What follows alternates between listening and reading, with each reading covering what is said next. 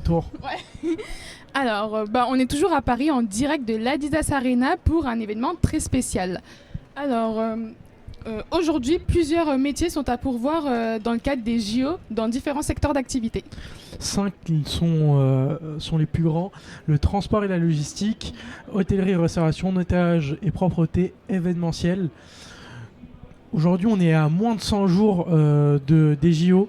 C'est la dernière ligne droite. Il y a plus de 10 000 postes à promouvoir. 10 000 postes, ça me semble énorme. C'est énorme, ouais. Je pense on l'a vu avec nos intervenants de ce matin. On a vu qu'il y avait beaucoup de postes à promouvoir dans plein de secteurs avec des gens hyper sympas. Donc n'hésitez pas à suivre le live et à postuler et à trouver du travail.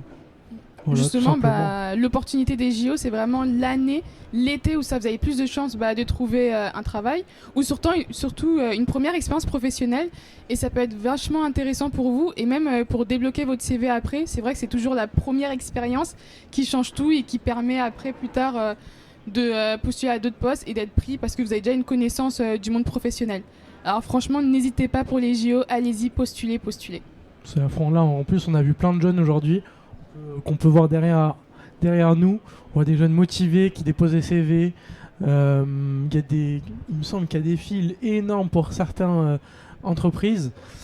Et j'ai l'impression... Non, c'est pas... On m'a donné des fausses infos. Bon, voilà. Ça arrive parfois. Voilà. J'entendrai par regard à la régie.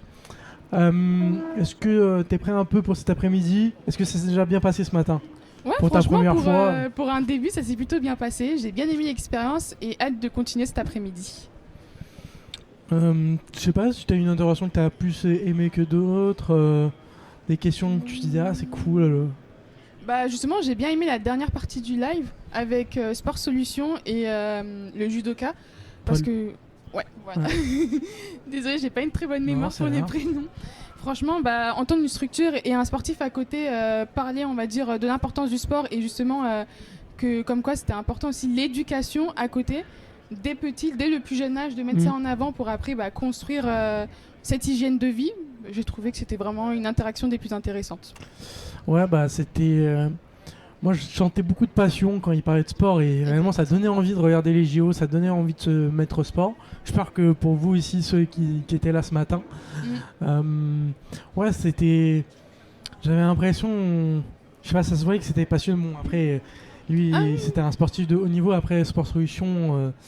mais moi, ils m'ont motivé. Là, demain, salle de sport. Hein. Demain, ça va finir Spark direct. Oui.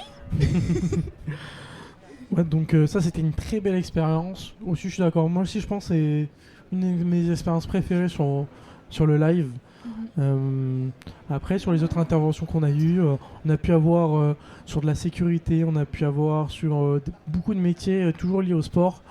Je me suis dit quand même il y a une grosse opportunité d'emploi qu'on pouvait... là, on pouvait trouver... comment ça s'appelle ? Je sais plus l'expression pied à chaussure, non, c'est pas ça. Chaussure à son pied ? Ouais, chaussure à son pied. Chaussure à son pied. Je suis pas très fort en expression. Mais ouais, et en plus, que réellement le sport, ça pouvait être un moteur dans sa recherche d'emploi. On sait que les profils sportifs, c'est toujours plus dans un CV, dans une lettre de motivation, même un entretien. Et que même les compétences qu'on pouvait acquérir dans le sport, on pouvait les mettre à profit dans le milieu professionnel, avec tout ce qui est les soft skills, sur l'hygiène mentale, comment enlever le stress, ce genre de choses. Donc c'était hyper intéressant.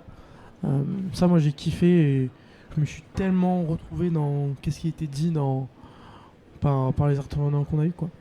Je suis tout à fait d'accord. Et même à travers certaines pratiques de recrutement, comme le job dating, où ça, tu as des employeurs, des recruteurs avec des salariés qui sont là autour d'un sport. Chacun a sa casquette, mais en soi, on ne sait pas qui est qui. Le sport peut mettre en avant des qualités que chacun en a. Et franchement, vive le sport. Hein. Vive le sport. J'espère que ça vous a donné de faire du sport à fond. Bon, je pense que je vais commencer. Là. En tout cas, moi, ça m'a, à force de faire des jeux recrutes, ça me donnait envie de regarder les jeux. J'ai jamais regardé les jeux, je crois. Il me semble peut-être quand j'étais tout jeune à la maison. Donc voilà. La régie, vous savez si on passe maintenant le breaker ou maintenant Jingle invité.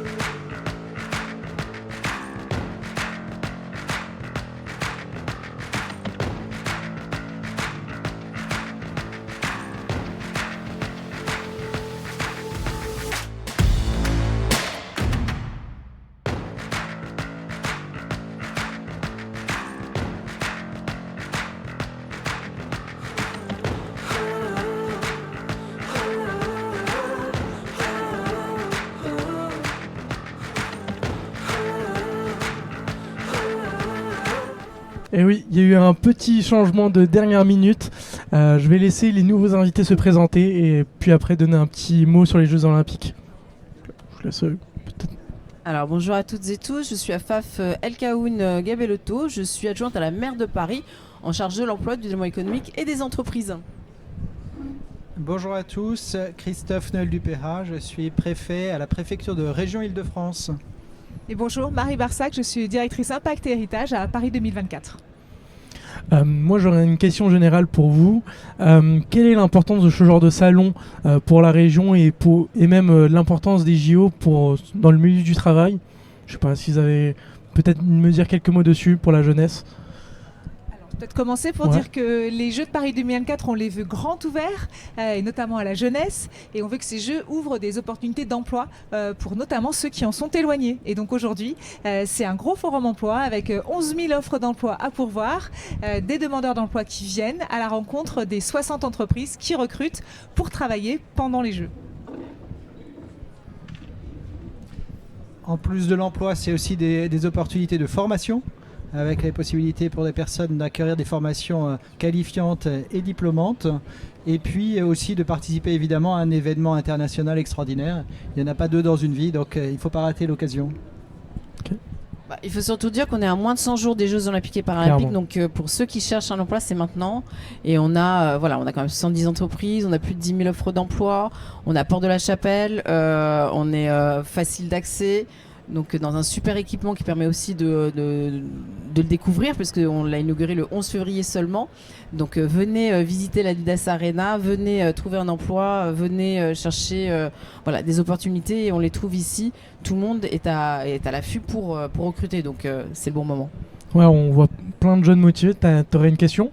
Oui, justement, votre point de vue sur l'impact des Jeux Olympiques justement pour Paris, l'Île-de-France. Justement, quel impact ces Jeux ont pour notre ville et en termes d'emploi ou même de structure environnementale ou établissement, institution?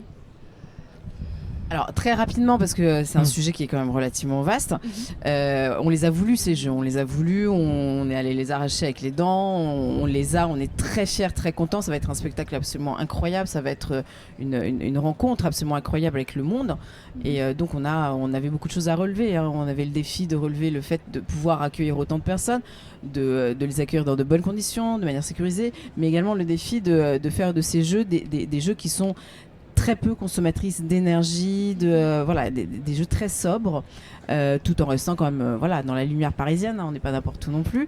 Donc des jeux sobres, des jeux qui sont écologiques, qui sont tournés vraiment aussi vers une réflexion actuelle, comment on fait aujourd'hui pour pouvoir faire des grands événements tout en étant peu consommateur de produits et de déchets, d'être vraiment le plus à même ça. Et puis de réfléchir les jeux, non pas comme un moment où on va beaucoup construire, beaucoup consommer, mais plutôt comme un moment où on va prendre l'acquis, construire le nécessaire. D'ailleurs, il n'y a que deux structures qui ont été construites, puisque c'est l'Arena et la grande piscine, le centre aquatique, l'aquarium, c'est pas ça, la piscine olympique à Saint-Denis. Et donc c'est très peu de choses finalement qui ont été construites.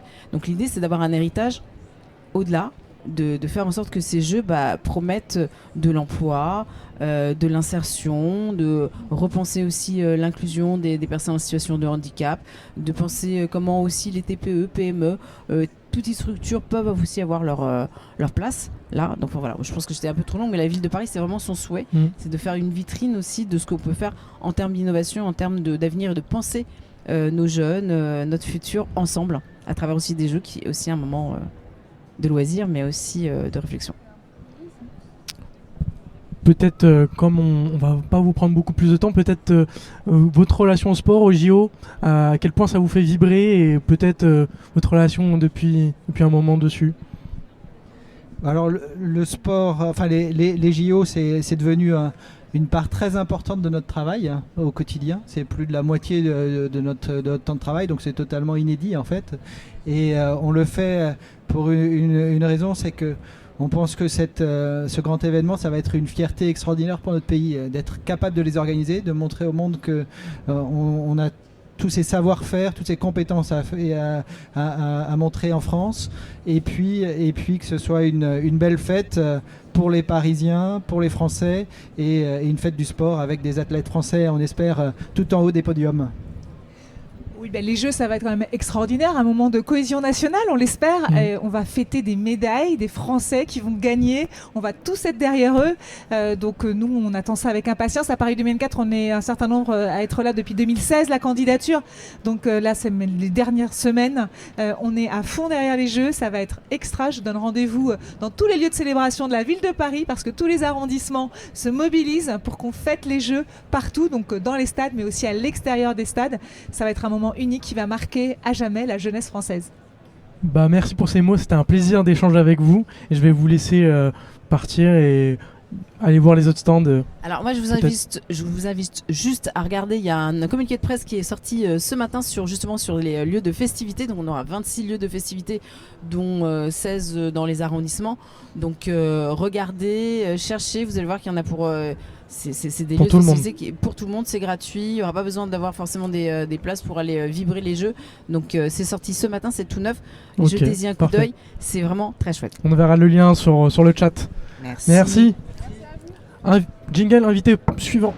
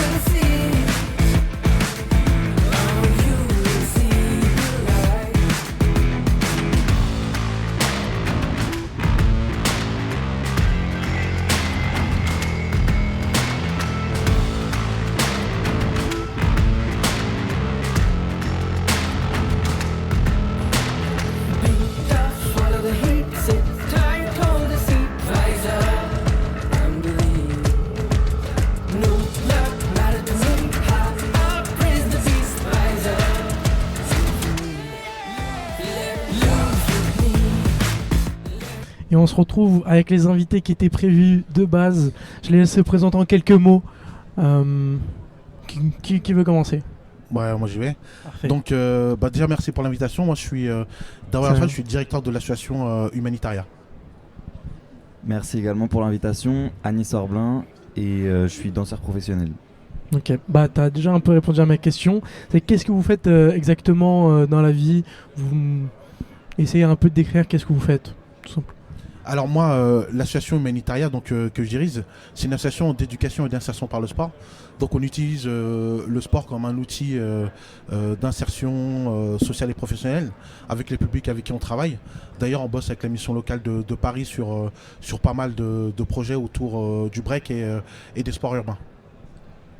Et moi du coup je suis danseur professionnel, vidéaste, et j'ai créé une association aussi en 2017 avec laquelle on organise des événements, et l'idée c'est de faire connaître le breaking, donc ce qu'on pratique au plus grand nombre de personnes possible à travers des initiations, des workshops, des battles, des jams, etc. Et votre parcours pour en arriver jusqu'à là ? Alors moi mon parcours il a été un peu original je pense. Moi j'ai commencé en fait, j'étais éducateur sportif. Ensuite j'étais préparateur physique, j'ai été directeur de centre social. Ensuite j'ai bossé comme enseignant. J'ai coordonné les activités sportives à la prison de Fresnes, j'ai été directeur des sports.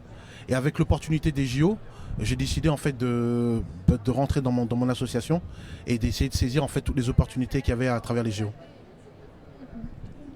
Et moi, du coup, j'ai commencé la danse par passion à l'âge de 13 ans. Et ensuite, je suis rentré au lycée Turgot à République, qui est un lycée en fait qui a amené une option hip-hop à l'école. Et l'idée, c'était du coup de pouvoir prendre des élèves qui n'étaient pas forcément les meilleurs à l'école ou les meilleurs en danse et les amener vers l'excellence. Suite à ça, il y a eu un film qui s'appelle Allons enfants qui est sorti.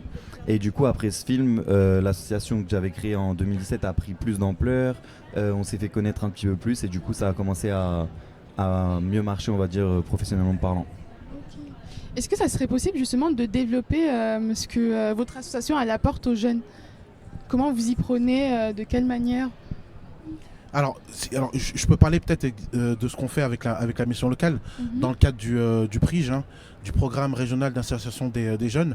L'idée, en fait, c'est d'utiliser donc ces médias en fait qu'apprécient ces jeunes pour créer du contact, pour aller vers eux en fait, et dans un second temps justement travailler sur l'insertion sociale et professionnelle.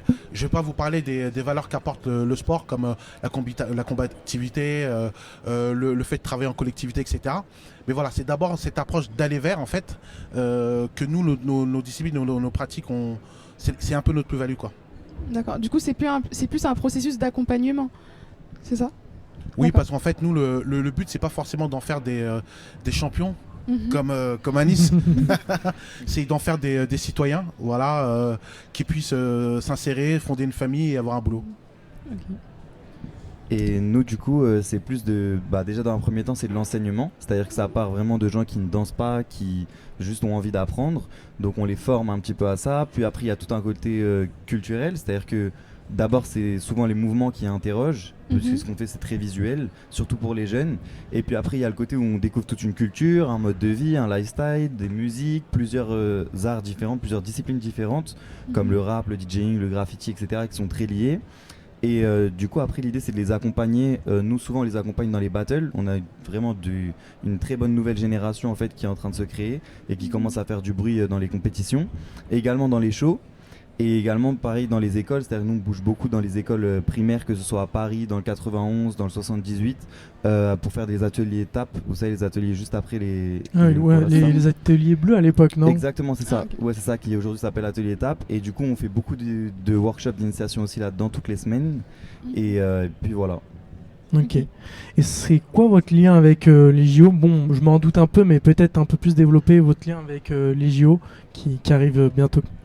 Alors nous, l'association Humanitaire, dans le cadre des JO, on va participer aux fan zones. Donc aux animations en fait qui vont se dérouler dans les fan zones. Donc pour l'instant sur Paris, on va être sur 4 fan zones. Mais notre travail ne se limite pas à Paris, on va être aussi sur pas mal de fan zones en Seine-Saint-Denis. Donc on va proposer des initiations, mais aussi des shows et des battles exhibitions. Et nous, du coup, l'association Boxroo, moi je suis ambassadeur du coup aussi des JO. Et dans l'association Boxroo, on a 5 porteurs de flammes qui du coup porteront la flamme le 25 juillet dans le 93 pour représenter le 93. Également, on accueillera les danseurs du coup étrangers qui viendront en France pour leur proposer des salles pour qu'ils puissent pratiquer, s'entraîner, du visuel aussi vu qu'on fait pas mal de contenu audiovisuel. Et du coup, voilà, essayer de faire vivre un petit peu toute la communauté break pendant la période des JO. D'accord. Et juste, excusez-moi ma surprise, justement le breaking ça fait partie des sports qui sont pratiqués pendant les JO, mais depuis quand? Du coup c'est la première fois, en fait en 2024 à Paris c'est la première fois que le break rentre au JO. Okay. Du coup c'est une grande nouvelle pour beaucoup de monde et je pense que beaucoup de personnes vont découvrir ou redécouvrir le break sur leur télé pendant cette période-là. Et c'est une très très bonne opportunité pour le monde du breaking, pour pouvoir se mettre en avant, pour pouvoir faire découvrir cette discipline et aussi pour donner du crédit et une certaine reconnaissance. Et du coup voilà, c'est en 2024 à Paris, c'est la première fois et on espère que ça va être incroyable, mais normalement oui. Et du coup au niveau des règles, ça se passe comment la compétition? Comment ils sont évalués, sur quoi? Alors du coup là il reste une dernière période de qualification en mai et juin qu'on appelle les OQS. Suite à ça, il y aura un top 16 qui aura lieu du coup sur la place de la Concorde. Okay. Ce sera le 10 août si je dis pas de bêtises, quelque chose comme ça. Et du coup le top 16, donc ce sera des battles en 1 contre 1 avec 9 juges. Et à la fin de chaque battle, celui qui a perdu du coup sort de la compétition et celui qui gagne passe au tour d'après jusqu'à ce qu'il y ait du coup premier, deuxième et troisième. Petite question sur les Jeux Olympiques, votre discipline préférée hors le break du coup des Jeux Olympiques, est-ce que vous suivez les Jeux Olympiques? Est-ce que Donc, ouais, est-ce que vous suivez? Est-ce que vous avez des disciplines préférées que vous comptez regarder Alors moi, c'est le basket. Donc Ok. le basket 5-5 et le basket 3-3 et la boxe anglaise. Ok. Voilà. Est-ce que tu as des athlètes préférés? Pour le basket 3-3, nous, avec l'association Ménétana, on organise déjà des tournois Ok. avec la Fédération internationale de basket, donc 3-3. On a créé aussi un circuit de tournois de basket 3-3 en Afrique. Donc moi, je suis très branché 3-3, donc voilà, je vais être attentif à tout ça. Et voilà, j'ai joué au basket 5-5 et la boxe, parce que voilà, nous, on a un club de MMA aussi. Et donc voilà, bon, c'est les points, quoi. Donc tout ce qui est sport de combat, c'est des choses que j'aime bien. Toi, Yanis? Moi, du coup, depuis petit, je suis les JO. Quand il y a la période, je me souviens, je regarde souvent sur la télé, mais pas de façon très assidue. C'est-à-dire, je regarde plus pour le plaisir, parce que j'aime bien voir voilà, les compétitions, les épreuves et les sportifs. Mais là, j'aimerais bien voir le skate aussi, en 2024, Ouais, qui bah, rentre aussi. on a eu un skater qui nous a pu me parler au dernier plateau. Et ouais, ça a l'air incroyable. Qu'est-ce qui va se. Je crois que c'est aussi la première fois ou... Ouais, c'est la première fois exactement. Donc ça aussi, ça fait son entrée au JO. J'aimerais bien voir ce que ça va donner, sachant que le skate et le break, c'est un peu lié aussi, même culturellement. Il y a beaucoup de danseurs qui voilà, sont proches de skateurs, s'échangent, font des vidéos ensemble, s'entraînent dans des endroits communs, etc. Et également dans le style vestimentaire, parfois on a un petit peu les mêmes inspirations. Donc du coup, j'ai hâte de voir ça. J'ai une question de chat qui te demande comment on devient breaker pro. C'est peut-être un peu compliqué à répondre. Mais... Pour l'instant, c'est vrai que le break, ça reste encore une discipline assez underground. Donc du coup, je dirais que il faut se lancer, aller dans les salles, se renseigner un petit peu. Il y a pas mal de salles comme le 104, le Carreau du le Temple. 104 dans le 19e à côté là. Exactement, qui sont des salles ouvertes sur Paris. Par exemple, je prends cet exemple-là parce que moi je suis parisien. Mais après, vous pouvez avoir plein d'autres salles partout en France. Et il faut aller, pas avoir peur, pas hésiter à demander des conseils. C'est un milieu ouvert. C'est un milieu très ouvert en fait. C'est un milieu de partage et d'échange. La culture hip-hop de façon générale, c'est beaucoup de partage. Donc même si vous voyez des danseurs professionnels qui sont très forts, très impressionnants, franchement, n'hésitez pas à aller les voir, demandez-leur par où commencer, des conseils, et ils vous répondront avec plaisir. Et puis voilà, c'est vraiment le break, c'est comme une grande famille en fait. Donc faut y aller sans appréhension et après être très déterminé. Ok. Je crois qu'on a une autre question de chat qui ne s'affiche pas sur ma tablette. Est-ce que vous pouvez me la dire? Je vais répéter la question. Est-ce que tu fais que danser ou il y a d'autres choses qui vont avec? Moi pour ma part du coup je fais pas que danser, j'ai la danse qui prend presque tout mon temps parce que c'est ma passion, c'est ma vie, c'est devenu mon métier. Mais à côté de ça j'ai d'autres passions comme par exemple la vidéo, la photo et également pareil là on crée des événements en ce moment, y compris avec des gros collectifs et des grosses structures comme Formless qui sont des structures qui font venir des danseurs du monde entier etc. Surtout de l'international qui accompagne pas mal de personnes aussi. Donc la danse ça me prend beaucoup de temps mais il n'y a pas que ça bien sûr et je pense que c'est important aussi d'aller voir plein d'autres choses et de toucher un petit peu à tous les domaines pour se faire une idée et pour pouvoir nourrir justement ma passion de base qui est la danse. Du coup, je crois qu'on a mis ton Instagram, on a mis vos deux Instagram dans le chat. N'hésitez pas à les suivre. Vous pouvez peut-être le répéter à l'oral si vous voulez faire une pub, si vous avez un site internet. Je pense que c'est le moment. Anis, A-N-I-2-S, _ORBLIN. Humanitaria, Huminitaria. De toute façon, on le remettra dans le chat. N'hésitez pas à les suivre. Tu fais de la vidéo depuis le début du break ou c'est le break qui a amené la vidéo? C'est le break qui a emmené la vidéo. En fait, à la base, j'avais une petite tablette Asus quand j'étais petit et je m'entraînais à me filmer avec. Ça a commencé comme ça, juste pour voir comment rendaient les mouvements. Est-ce que c'était bien, pas bien? Puis après, je me suis dit que par passion comme ça, je pouvais faire quelque chose de peut-être plus stylé. Donc j'ai commencé à mettre des musiques que j'aimais bien par-dessus, faire des montages. Et aujourd'hui, ça s'est bien développé avec l'association. On a du vrai matériel professionnel et du coup, on fait plein de tournages pour des danseurs, mais pas que, y compris pour des influenceurs, des conciergeries, des sportifs. Ça peut aller de tout, dans tous les milieux. Ok. Je crois qu'il y a une autre question de chat.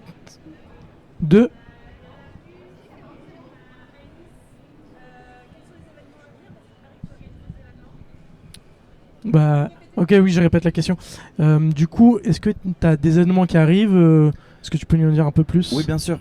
Du coup, là, comme je vous en parlais tout à l'heure, on est en collaboration avec une grosse structure qui s'appelle Formless Corp. Et du coup, avec eux, on organise un gros événement le 28 avril à Montreuil, au patio de la CGT. C'est un dimanche de 14 à 18h. L'entrée est complètement gratuite. C'est la première fois que la CGT ouvre ses portes au public comme ça. Et du coup, ce sera dans un espace gigantesque de 2500 mètres carrés. On est en pleine préparation en ce moment et ça va être incroyable. Ça va être lourd, j'ai l'impression. Gros battle international, des shows de tout, d'afro, de hip-hop, de double dutch. Il y aura un petit peu de tout, initiation graffiti et workshop break gratuit également. Donc du coup, voilà, vous êtes les bienvenus et je vous invite toutes et tous le 28 avril au patio de la CGT à Porte de Montreuil. Ah, parfait, j'espère qu'il y aura de nombreuses personnes dans le chat qui viendront. Il y a une question dans le chat, c'est est-ce que ça paye bien le break ou tes activités en général? Est-ce que ça paye bien pour certains? Pour certains. Il y a certains athlètes qui travaillent avec Red Bull notamment, qui eux perçoivent de très bons salaires. Hein. On parle de 4 000 € en moyenne, quoi, un peu plus, sans les à côté qu'ils ont. Mais c'est une minorité quand même. Donc en général, les breakers, ils doivent faire autre chose. Ou ils rentrent dans des compagnies pour arrondir les fins de mois, ou ils ont un autre boulot à côté. Mais sinon, la majorité des danseurs hip-hop, même les professionnels, ils vivent pas vraiment de ça, quoi. Ok. Yanis ? Et moi je dirais que du coup moi j'ai un parcours un peu mixte parce que du coup on fait beaucoup de choses avec l'association et puis moi également j'ai la chance dans ma famille d'avoir 2 autres danseurs, mon cousin et mon frère qui sont plus petits que moi mais qui dansent également à mes côtés. C'est vrai que moi j'arrive à en vivre aujourd'hui, j'en vis même bien, mais je pense que c'est pas juste la danse, c'est aussi tout ce qu'on met en place à côté, à savoir les vidéos, les événements, les représentations, les street shows. On fait également beaucoup de street shows pendant l'été, etc. pour faire rentrer un petit peu d'argent. Mais dans mon crew, dans mon association par exemple, on a beaucoup de danseurs qui bien sûr, comme le disait Daori, ont un travail à côté pour pouvoir faire rentrer de l'argent en plus et également et du coup le break ça peut pas être leur revenu entier on va dire pour le mois. Et toi du coup sur la vidéo tu arrives à te dégager un revenu à côté, c'est ça? En fait, que ce soit la vidéo ou le break, c'est pas forcément régulier. C'est-à-dire qu'on n'a pas une assurance. Je peux faire ce mois-là, je peux faire par exemple un mois à 5 000 et le mois d'après, je peux faire un mois à 1 000 ou même pas. Okay. Et du coup, c'est vraiment en fonction des périodes. Souvent, par exemple, là, on arrive mai, juin, juillet, c'est des périodes très pleines où il y a plein d'événements, plein de choses, des gens sortent, etc. Donc tout reprend. Mais décembre, janvier, par exemple, c'est beaucoup plus compliqué en termes d'événements, en termes de battle, de compétition, de représentation également. Donc c'est des périodes beaucoup plus creuses et je dirais que c'est ça aussi qui fait un petit peu la beauté également de ce métier, c'est que c'est un peu au jour le jour et puis toujours essayer de se renouveler, d'avoir des nouvelles idées, d'aller chercher des nouveaux contacts, c'est ça aussi qui est cool, mais ça je pense que c'est un peu comme dans tous les métiers artistiques. Moi si ça vous tente, on peut se tenter un petit jeu, ça vous tente? Moi je pense que le meilleur là, je pense qu'on a des gens qui aiment beaucoup le sport, c'est qui devine, je lance le jingle, qui est-ce?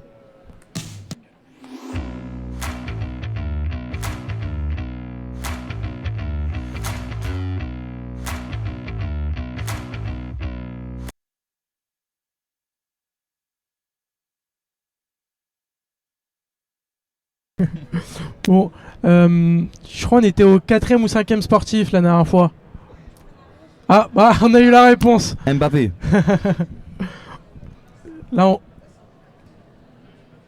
Est-ce que les techniciens essayent de nous envoyer l'image? Ok, il y a Rameau tout petit. Si quelqu'un trouve badminton, tennis... André Agassi. T'es sûr 100%? Ouais, enfin 100% non, mais... Ouais, je pense que j'ai pas d'idée, hein, donc... André Agassi ou Edberg. Mais ça, vous êtes trop... Ah, Federer. Ah ouais, ok, je l'aurais jamais reconnu comme ça. Changé, hein. Il a changé de ouf, jamais je l'aurais reconnu. Lui, il me dit plus que... Ça, c'est un tennisman. Si.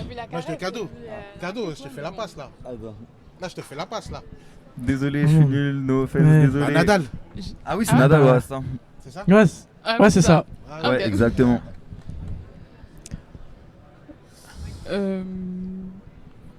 Ça, c'est un footeux, ça. Ouais, j'ai l'impression que c'est un footeux. Non, c'est une fille, ça. C'est une fille. C'est une patineuse. Patineuse. Ouais. Ah, c'est celle qui a fait le... Non. C'est celle qui a... Bon, je me rappelle juste de l'exploit, celle qui a fait un salto qui était interdit, non? Non, c'est pas elle. La figure interdite, là. Ouais, la figure interdite, c'est... C'est pas une judokate, elle, plutôt? Je ne sais pas. Ah oui, peut-être... Ah, mais si, t'as raison. Bien Si, joué. si.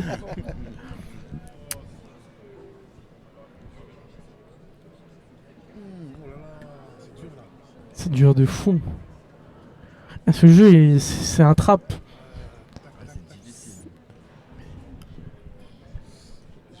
Ah, moi aussi, là j'ai vraiment. Bills, la gymnaste. Oh, vas-y, on envoie le. Ouais, Oh, voilà.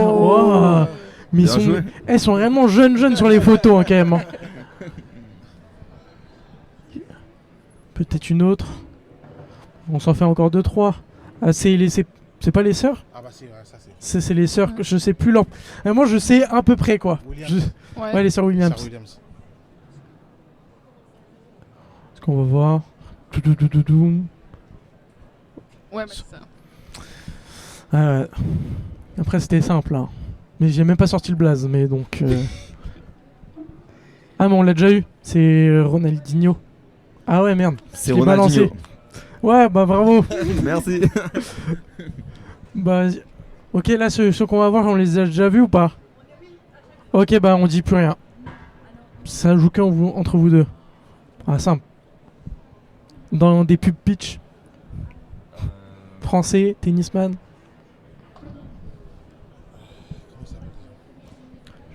Aucune idée. Très connu.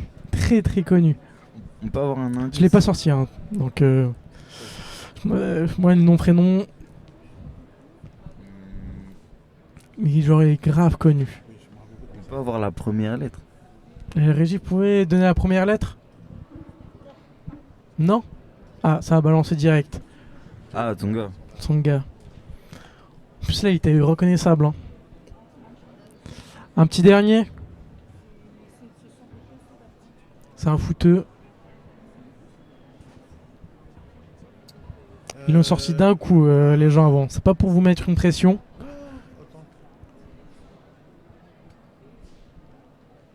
Manchester United. Justin Bieber. De Manchester? Attends, je vois pas qui c'est. Grave connu. C'est un Argentin? C'est un Argentin, je crois. Ouais, je vois pas. On peut avoir le prénom, la régie? Ah, Gérard Piqué. Gérard Piqué. Ah, d'accord, Gérard Piqué. Je pense on va finir sur le jeu. Bon, on a été catastrophique de J'en ai notre trouvé côté. 3, moi. Ouais, Ouais, toi tu t'es bien débrouillé. j'étais très bien débrouillé même. On était pas. Mais sur les JO, vous du coup, vous allez suivre le skate. Comment on pouvait motiver les jeunes qui regardaient pas du tout de sport à regarder du sport maintenant sur les JO ou même sur les d'autres disciplines en dehors des JO?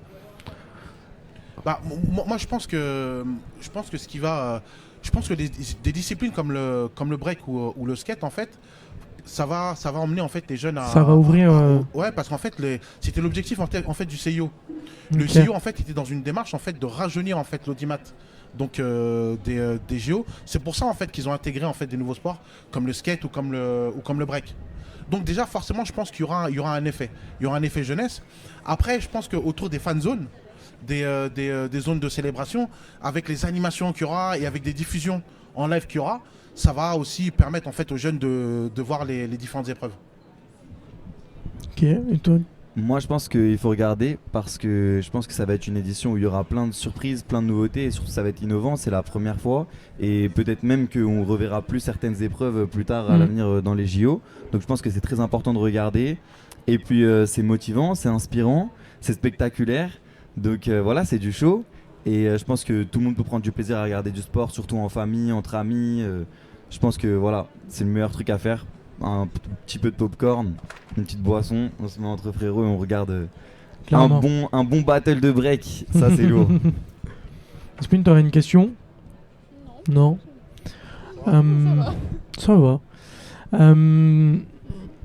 Est-ce que vous pensez que le sport, ça peut être un facilitateur pour le milieu professionnel? Est-ce que votre expérience dans le break, dans le sport, ça peut vous ramener plus facilement avec des soft skills, des compétences qu'on peut acquérir sur le sport, vous aider plus facilement à trouver un travail quand on est jeune?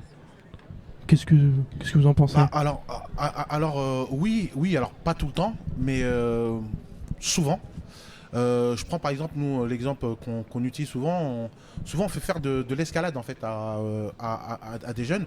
Pourquoi on leur fait faire de l'escalade en fait? Parce qu'en fait ils sont dans un environnement qui est pas naturel en fait. Tu vois, ils ont les pieds, voilà, etc. Ils sont aussi assistés par quelqu'un.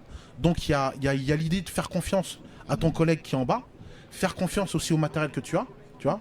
Donc là en fait ça c'est des choses qui peuvent être transposables dans le milieu en fait professionnel. Après c'est pas la panacée non plus, on va pas raconter d'histoire. Le sport ne fait pas tout, mais il fait pas mal. Moi, je pense que ça peut aider sur beaucoup de choses. Par exemple, ne serait-ce que sur la confiance en soi. Le fait, par exemple, d'aller dans un battle de break. Je sais que moi, j'étais quelqu'un de très timide. Et le fait d'un coup de se retrouver seul, entouré de 100, 200, 300 personnes dans une salle et de devoir danser, ben, indirectement, ça donne confiance en soi. Et puis après, le jour où il faut parler, s'exprimer en public, par exemple à l'école pour présenter des choses, par exemple, quand j'ai fait mon oral de bac, etc., j'étais très à l'aise parce que pour moi, c'était facile de parler devant des gens, étant donné que presque tous les week-ends j'étais en battle devant peut-être des centaines de personnes. Et je pense que déjà il y a ça, puis même sur la rigueur, sur la discipline, sur le fait de être capable de se concentrer pendant des heures à pratiquer quelque chose. Comme disait mon père, je pense que si tu es capable de te danser pendant 7-8 heures d'affilée et de rester concentré, je pense que voilà, tu peux faire ça. Ça t'a donné une certaine rigueur, quoi. Voilà, exactement, c'est ça. Que tu pourras transmettre. Et après, c'est la même chose un peu dans tous les domaines. C'est-à-dire, si vous êtes capable de vous concentrer et de travailler longtemps dans quelque chose, vous êtes capable de le faire dans plein de domaines différents. Et pareil pour l'école, pareil pour les études, pareil pour le travail, pareil pour à peu près chaque domaine dans la vie, je pense. Est-ce que tu as envie de rebondir? Je vois pas trop. Non, parce que en fait, tout ce que vous dites, c'est super intéressant. Et justement, le break, c'est un sport que j'ai bien entendu il y a longtemps, mais après, c'est pas revenu dans ma tête. C'est juste là, en regardant. Ah, ça vient dans les JO, justement, cette inclusivité qui est mise en avant, cette diversité aussi qui est mise en avant. Je trouve ça plutôt formidable. Et c'est vrai que ça permet d'attirer un public beaucoup plus large. La jeunesse, c'est mettant la nouvelle génération, c'est celle qui va faire avancer le monde. Du coup, c'est vrai que c'est important de les inclure dans tous ces événements. Du coup, c'est vrai que... Non, je suis vraiment très admirative de tout ce que vous faites et justement d'agir avec les jeunes. Parfois, c'est vrai qu'on les met un peu de côté, ils n'ont pas d'expérience, enfin, on ne veut pas trop leur faire confiance dans le monde du travail parce qu'ils sont novices, ils sont débutants, ils sont là, mais bon, c'est eux l'avenir après plus tard. Du coup, il faut bien qu'ils s'entraînent quelque part, qu'ils commencent quelque part et justement agir dans cette insertion, je trouve ça formidable. Moi, ce que j'ai remarqué dans vos deux parcours, vous poussez quand même le sport en général chez les petits, chez les jeunes. Est-ce que vous sentez qu'il y a un besoin des jeunes sur le sport? Quand tu fais des ateliers dans les primaires, est-ce que tu sens réellement un enthousiasme des jeunes sur le break ou sur autre chose sur le sport? Alors, deux choses. Moi, tout à l'heure, j'étais à un forum de l'emploi, pas très loin, à 5 minutes d'ici, et nous, on présentait en fait les métiers du sport. Et en fait, on posait la question aux jeunes si ils faisaient du sport, s'ils étaient inscrits au sport. Et en fait, il y a de moins en moins de jeunes en fait qui sont inscrits au sport en fait. Moi, ça m'a vraiment fait halluciner. Donc voilà, il y a quand même un certain nombre de jeunes qui vont pratiquer, mais globalement en fait il y a peu de jeunes en fait qui pratiquent. Quand on regarde, c'est peut-être avec l'arrivée des écrans, etc., qui fait que ils sont sur autre chose. Mais nous, en tout cas, dans ce qu'on voit, il y a moins de tendance. Alors après, sur la pratique féminine, par exemple, au-delà du sport, on a par exemple, tu parlais de la danse afro tout à l'heure, nous on développe beaucoup la danse afro. Parce que la danse afro, ça nous permet de toucher aussi un public féminin. Et nous, par exemple, nous avec notre association, on a 250 adhérentes en danse afro, ce qui est énorme. C'est énorme. Ce qui est énorme. Et on part de cette activité-là pour travailler sur d'autres problématiques. Voilà. Donc voilà. Et moi, du coup, je sais pas s'il y a un besoin, mais en tout cas, une réelle envie, je pense. Et souvent, c'est pas du tout que les jeunes n'ont pas envie de venir faire du sport. Je pense que c'est aussi un manque, comment dire, peut-être... de facilité d'accès. Oui, voilà, de facilité d'accès, exactement, pour pouvoir pratiquer ou même se renseigner sur certaines activités. Et je pense que comme tu l'as dit, on vit dans un monde aussi où il y a beaucoup plus de virtuel maintenant parfois que de réel, et je pense que le sport c'est un moyen très efficace, et je pense que c'est très important parfois de se reconnecter avec la réalité, et surtout quand on est jeune. C'est-à-dire que même moi, quand je garde par exemple les meilleurs souvenirs que j'ai en étant plus jeune, c'est les moments où j'allais soit jouer au foot avec mes amis, ou quand on allait s'entraîner tous ensemble. C'est-à-dire que c'est des moments pour moi qui n'ont pas de valeur, c'est des moments inestimables, et je pense que chaque jeune devrait pouvoir avoir la chance de vivre ce genre de moments. Bah parfait. Je pense qu'on peut finir sur peut-être sur des derniers mots, peut-être pour motiver la jeunesse, donner peut-être un signe d'espoir. Je ne sais pas. À vous de voir quel message vous voulez donner aux jeunes. Bah, en fait, voilà, moi ce que je voudrais dire aux jeunes, c'est que faut se battre jusqu'au bout. Tout le monde en fait a une qualité et voilà, faut pas lâcher. Ça tombe pas tout de suite. Parfois, ça met des années, on va tomber, mais on va se relever et voilà, faut pas lâcher l'affaire, quoi. Et moi, du coup, ce serait n'écoutez personne, restez concentrés, faites ce que vous avez envie de faire, faites-le à fond, croyez en vous et ça paiera, tôt ou tard ça paiera. Donc voilà, restez focus, amusez-vous, profitez et vivez. Tu peux nous rappeler les dates de ton event bientôt ? 28 avril, dimanche 28 avril, 14h-18h, entrée gratuite pour tout le monde au patio de la CGT à Porte de Montreuil. Merci beaucoup. Parfait, merci. On lance le jingle.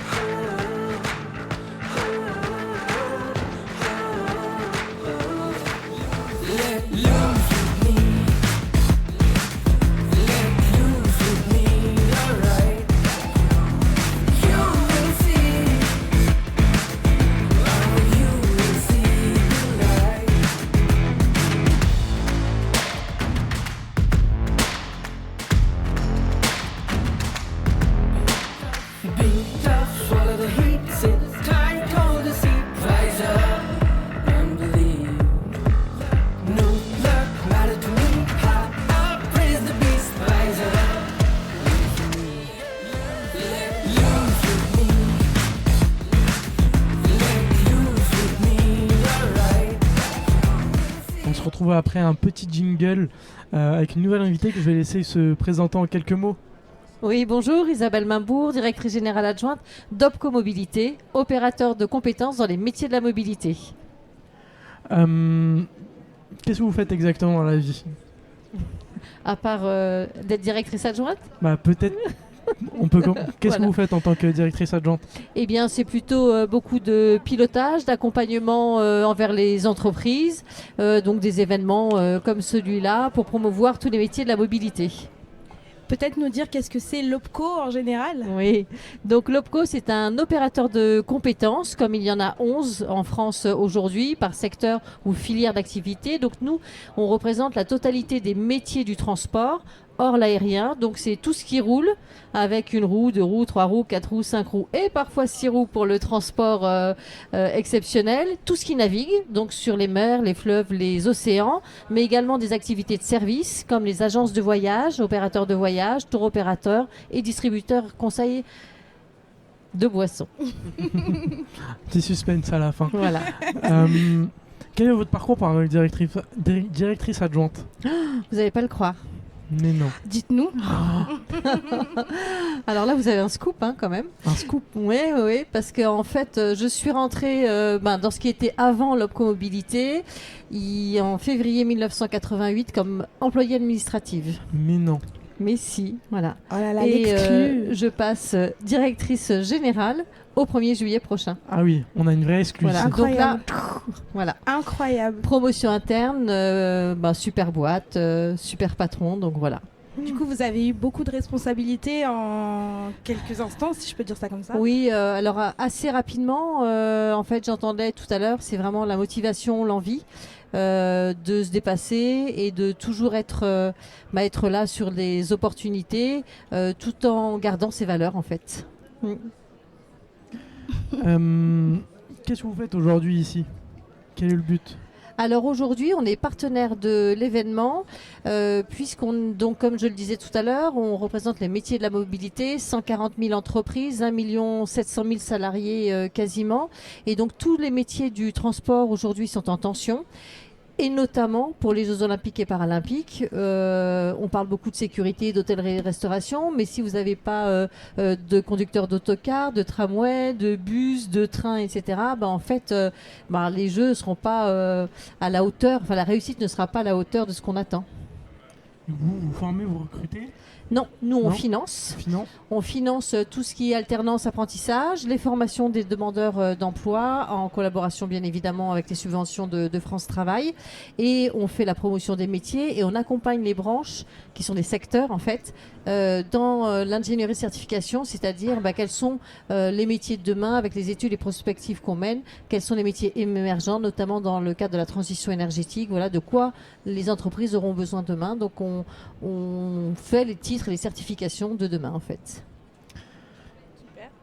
Et vous êtes ambitieuse du coup par rapport à ce que vous avez pu voir sur le forum. Est-ce que vous pensez du coup que vous allez réussir à attirer beaucoup de personnes On l'espère. Après, c'est un travail de longue haleine. Donc, la première target, c'est vraiment les JOP. Mais voilà, on est dans la durée. C'est pas des métiers là, c'est pas des offres d'emploi que pour les Jeux Olympiques et Paralympiques. C'est vraiment quelque chose dont on a besoin. Voilà, ce sont des CDI très rapides avec, je dirais, une proximité du bassin d'emploi de la personne où elle habite, parce que toutes les entreprises sont partout, et en plus on a cette chance d'être non délocalisable, voilà, parce qu'on a aussi les secteurs de l'automobile chez nous, mais les secteurs de l'automobile, on est après la construction, donc on est tout ce qui est distribution, maintenance, réparation, etc. Donc voilà, et tous les métiers et toutes nos formations vont de l'infrabac, ce qu'on appelle donc avant le CAP, jusqu'au bac plus 7. Donc on a vraiment le métier pour chacun d'entre vous. Peut-être me donner un exemple d'une opportunité pour un jeune qui vient dans ce salon. Un exemple peut-être d'un jeune que vous avez déjà eu ou... Oui, bien sûr. Alors, les métiers de la conduite, j'en ai parlé. Voilà. En plus, ça fait souvent rêver. Conduire un gros camion, ça peut être aussi un rêve d'enfant ou de connaissance, mais on a tous les métiers de la mécanique qui sont des métiers passion. Et la mécanique, c'est pas que dans une voiture, et c'est pas que les voitures électriques. Voilà, on a sur les bateaux, on a sur les camions, sur les autocars, en véhicules industriels, on a des agents de voyage dont on a besoin. Enfin, c'est tellement important. On a bien évidemment besoin de matelots. de pilote, de capitaine de bateau. Voilà, c'est vraiment un très large scope. Et ici, on a vu beaucoup les métiers de la logistique. Les métiers de la logistique, c'est transverse à énormément de métiers, pas que dans les métiers de la mobilité. Et vous pouvez, vraiment un métier transmissible. Donc ça va du préparateur de commandes au responsable d'exploitation. Voilà, on a des parcours de progression qui sont vraiment très importants. Ok. Vas-y. Si t'as une question, vas-y. Oui, j'ai une question, voyons. Quelles sont les qualités que vous recherchez chez vos candidats principales? Alors, comme je le disais, comme on peut être en sortie de 3e, de 5e, etc., on n'a pas, selon les métiers, on n'a pas forcément une compétence écrite ou mathématique ou français, etc., puisque ça s'acquérera avec le temps. Par contre, c'est de la motivation. Le travail en équipe, la collaboration et le respect de l'autre, vraiment. Et il y a le petit plus en fonction des métiers, c'est quand vous avez un très bon accueil client, là, voilà, vous pouvez éclater votre plafond de verre n'importe quand. Parfait. Je pense qu'on peut partir sur un petit jeu. Oui, moi ça me dit bien. Tu voulais quel jeu? Il me semble que tu voulais un jeu précis. Oui, j'ai un jeu, j'aime trop ce jeu, c'est tu préfères quoi dans la vie? Le jingle.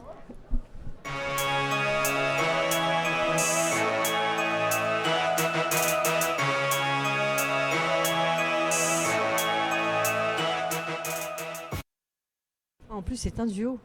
C'est ça. On a un grand duo. C'est la première fois. Alors, est-ce que tu es prête? Allez, on y va. Alors, ton plat préféré? Du saumon. Saumon. Ton animal préféré? Le chien. Ton voyage de rêve? Celui qui me manque, peut-être la Jordanie. Ton sport préféré? La danse. Tu suis? Parfait. Ton film préféré? Dirty Dancing. Comment? Dirty Dancing. Ton chanteur ou ta chanteuse préférée? Imagine Dragons. Tu suis, on va trop vite? Tu nous dis, hein? Ok. Ouais, j'ai vu ça et. Je sais pas s'il pourra se relire. Vous voyez pas trop à la caméra, mais c'est pas trop ça. Hein. Imagine Dragons. Ouais, voilà. Ton ou ta sportive préférée? Teddy Riner. Non, ça va, il gère. Ah oui, c'est vrai. Ouais, c'est bon. C'est parti. Voilà, et en plus il m'attaque, je me fais attaquer. Ok, et la dernière, ta couleur préférée? Alors, l'Opco est vert, mais donc voilà. Mais ma vraie couleur préférée c'est le bleu. Ah.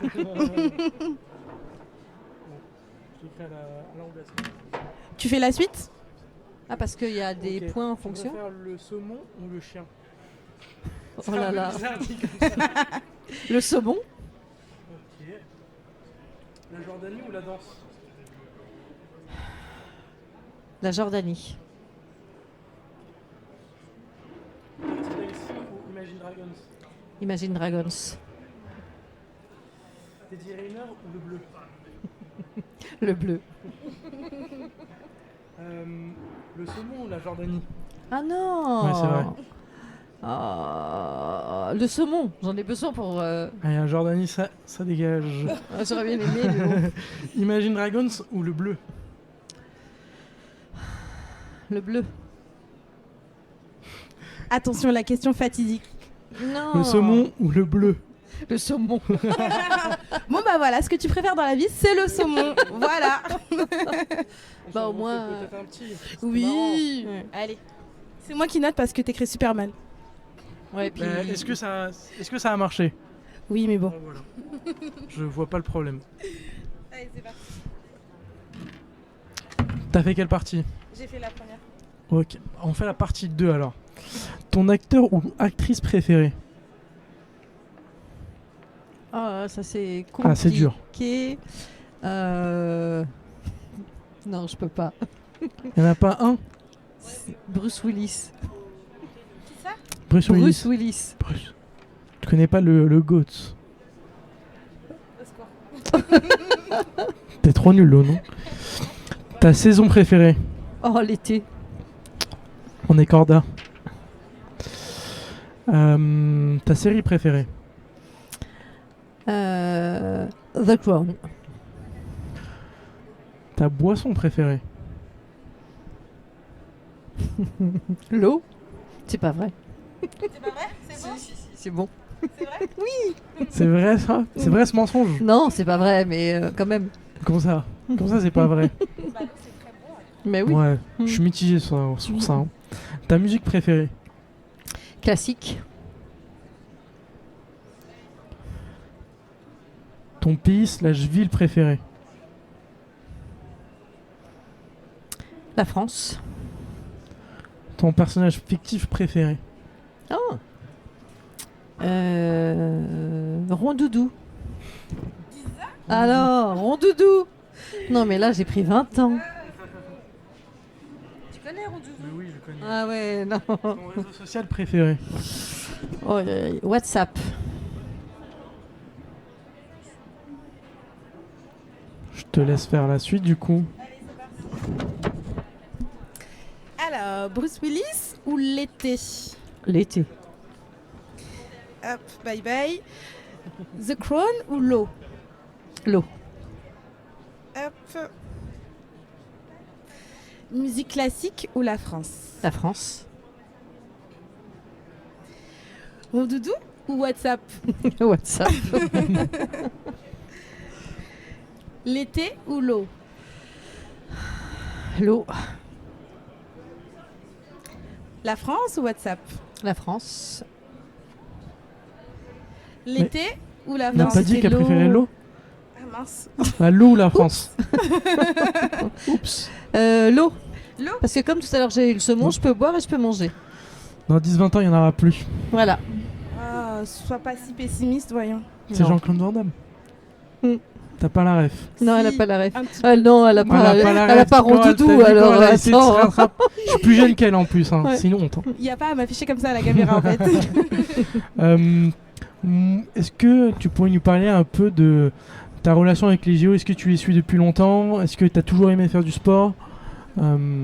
Voilà. Oui, j'en ai fait très longtemps plus jeune. Après, la vie a fait que, pour plein de raisons, voilà, j'ai arrêté. Mais c'est quelque chose qu'on aime beaucoup, regarder même en famille. Mes enfants sont sportifs, mon mari également, athlétisme, etc. Donc voilà, c'est quelque chose qu'on regardera en fait avec beaucoup d'intérêt encore cette année. On a la chance incroyable que ça se passe en France. Est-ce que tu as une discipline préférée? Impossible que tu rates. En fait, je les aime bien toutes. Je devrais pas le dire, sauf le vélo où ça m'ennuie un peu. Et le vélo, c'est chez nous en plus, mais voilà. Mais sinon, c'est douloureux le vélo. Mais sinon, ouais, je crois que je les regarderai toutes. Est-ce que tu as peut-être un sportif préféré? Non. En fait, tous Non. les sportifs français. Voilà, Tous. je suis derrière. On supporte la France ici. C'est ça. Très chauvin. Très chauvin. Bah oui. Ouais, on a eu beaucoup de gens chauvins aujourd'hui. De Mais toute pour façon, une ça fois, se c'est comprend. normal. Bah Ça oui. se comprend. Est-ce que tu penses que le sport, c'est réellement une opportunité pour aller vers de l'emploi? Est-ce que ça permet de créer des compétences quand on est jeune sur la résilience, sur la détermination, qui permet dans le marché de l'emploi faire valoir ces compétences qu'on peut... Ah mais clairement, c'est le dépassement de soi. Pour moi, ça a été effectivement ce vecteur-là. Le dépassement de soi sur les sports individuels, mais aussi collectifs, le travail en équipe. C'est vecteur d'énormément de compétences et de capacités qu'il faut arriver à développer en entreprise. Et ça se fait naturellement quand on a fait du sport. Alors pas du sport, je dirais, une fois tous les 6 mois. Mais dès qu'il y a un peu de compétition ou quelque chose de répétitif, effectivement, ça forge vraiment le caractère. Est-ce que peut-être dans certains profils, tu vois réellement, je sais pas comment je pourrais le formuler, mais dans les profils sportifs, des gens plus déterminés, est-ce que ça se confirme dans la vraie vie? Oui. Ouais. Oui, surtout dans les sports individuels. Ok. On voit ce qui peut être un atout comme un inconvénient dans une entreprise, puisqu'il y a beaucoup l'esprit d'équipe et dans l'individuel, on l'a pas forcément tout le temps, puisque c'est toujours la compétition et être meilleur que l'autre. Et donc, et c'est pour ça que nous, à l'OPCO, on a quand même pour devise, seul on va vite, ensemble on va plus loin. Ouais. Est-ce que tu aurais une question ? Bah écoute, moi ce que je voudrais savoir c'est qu'est-ce que tu dirais à un jeune pour qui vienne à l'OPCO, tout le simplement. motiver, essayer de le donner un peu d'espoir. Alors c'est pas tant à l'OPCO, même si on recrute beaucoup, donc vous pouvez, mais sur jebougemonavenir.fr, tous les métiers sont présents, voilà, vraiment la totalité. On cherche pas un métier aujourd'hui pour une vie. Et les métiers de l'automobile, du transport, de la logistique et des services, c'est vraiment des métiers qui offrent des passerelles et des évolutions d'emploi et des parcours personnels et professionnels vraiment très riches. Et il y a vraiment la place pour tout le monde. Merci pour ces beaux mots. Je pense qu'on va vous laisser. Et merci. Merci. Je vous lance le jingle comme ça.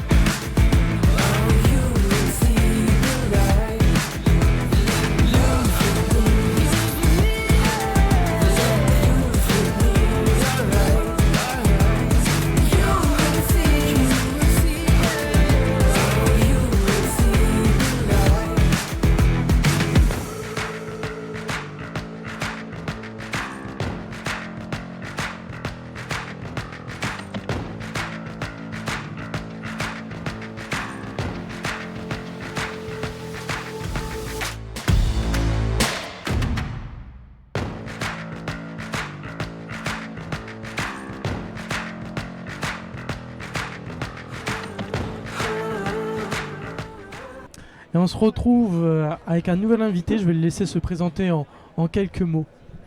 Oui, bonjour, je suis Philippe Fritikine, je travaille pour l'AGFIP, c'est le Fonds de gestion de l'obligation d'emploi des travailleurs handicapés en milieu ordinaire de travail et pour les entreprises privées.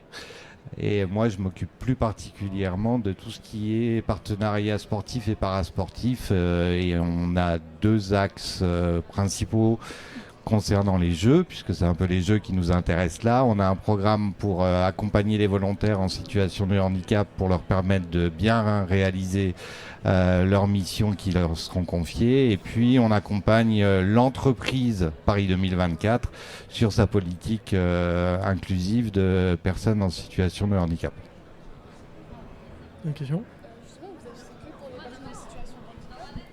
Oui, alors ça fait partie des règles, parce qu'en fait on est lié par l'obligation d'emploi, un texte de loi que l'État et le taux d'emploi obligatoire pour les entreprises, sinon ils payent une contribution, une forme de taxe. 6%, c'est ça. Et on a ça ne concerne que les entreprises privées. Et on a le pendant qui est le FIPHFP pour tout ce qui est fonction publique, des administrations, avec une offre de service à peu près similaire. Et les contrats en apprentissage, en alternance, ça marche aussi ? Oui, alors en sachant que on va intervenir de 3 façons principales pour les contrats en alternance des personnes dites handicapées. On va, surprimer pour l'entreprise. Donc on donne une prime en plus de la prime de l'État. On va travailler avec le référent handicap du CFA pour aider l'équipe pédagogique à faire en sorte que la personne, en fonction de son handicap, puisse bien suivre la formation et réussir dans sa formation. Et on va faire la même chose avec l'entreprise pour faire en sorte qu'elle puisse intégrer la personne et lui permettre de réaliser son travail dans les meilleures conditions. Donc ça peut être, on prend des exemples, ça peut être un fauteuil spécifique, ça peut être, s'il a des problèmes auditifs, faire en sorte qu'il ne soit pas dans un environnement trop bruyant. Enfin voilà, des évolutions soit techniques, soit organisationnelles. Vous avez fait les deux côtés, pour la personne qui rentre dans l'entreprise, mais aussi pour l'entreprise qui doit accueillir la personne. Oui. En termes d'aménagement. Oui, c'est ça. Par exemple, si on prend une personne qui est non-voyante ou malvoyante, on va, et elle et l'entreprise, les équiper sur des tablettes braille, sur des logiciels de lecture vocaux, etc. Voilà. C'est tout ce qui est aide à la compensation. Et c'est pour tout type de handicap, même les handicaps dits invisibles ? Alors là, on va travailler autrement, puisqu'effectivement, quand c'est visible, par définition, c'est plus facile d'imaginer. Quand c'est des handicaps indivisibles, on a des prestations qui s'appellent des prestations d'appui spécifiques par nature de handicap. Et ça va permettre effectivement de faire en sorte que, d'évaluer ses besoins, soit dans l'entreprise, soit en formation. Et en fait, c'est des spécialistes par nature de handicap. Et on est aussi sur le handicap... sur le handicap invisible, qu'il soit cognitif ou handicap psy ou toute autre forme de handicap qui ne se voit pas. Non. C'est quoi votre intérêt à venir sur ce genre de salon ? Est-ce que c'est vous faire connaître Alors, quand on est sur un forum dit généraliste, c'est justement pour faire connaître à la fois aux entreprises, à la fois aux missions locales, aux acteurs de l'emploi et aux demandeurs d'emploi. Tous ne sont pas suivis par le réseau spécialisé, mais ils peuvent avoir, eux, besoin d'aide spécifique malgré tout. Donc l'idée, c'est effectivement de se faire connaître et de faire connaître l'offre de service. Après, sur la partie thématique sport, c'est aussi l'opportunité de porter la question avec des organisateurs d'événements sportifs qui ne sont pas forcément au courant de ce que fait la GFIP. Peut-être parler un peu des JO, vu que c'est la période et ce genre d'événements sont en plein à en parler. Est-ce que vous avez une discipline préférée ? Est-ce que vous suivez les JO souvent ? Moi, je ne suis pas particulièrement les JO. Par contre, à la GFIP, on a signé un accord cadre avec la Fédération Handisport, qui est à plusieurs axes, et on est plus particulièrement en soutien des 3 équipes de France de basket fauteuil. Ok. Voilà. En fait, c'est le fait d'être sur des événements en lien avec l'emploi et le sport, c'est aussi travailler sur changer de le regard sur le handicap auprès des entreprises, c'est aussi faire venir vers les acteurs de l'emploi et du handicap des publics qui ne viendraient pas forcément, ou leurs familles même, parce qu'ils n'imaginent pas qu'on puisse intégrer dans des cursus emploi, formation, leur enfant en situation de handicap, si on prend le public jeune notamment. Est-ce que tu as une autre question ? Non. Non, je pense qu'on peut passer à un petit jeu pour finir en détente. Il va y avoir aussi droit à ce tout petit le monde, jeu. Tout le monde. On lance le jingle sucré-salé.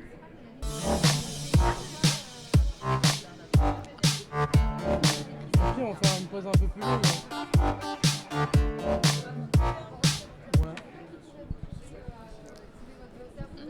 On se retrouve juste après le jingle.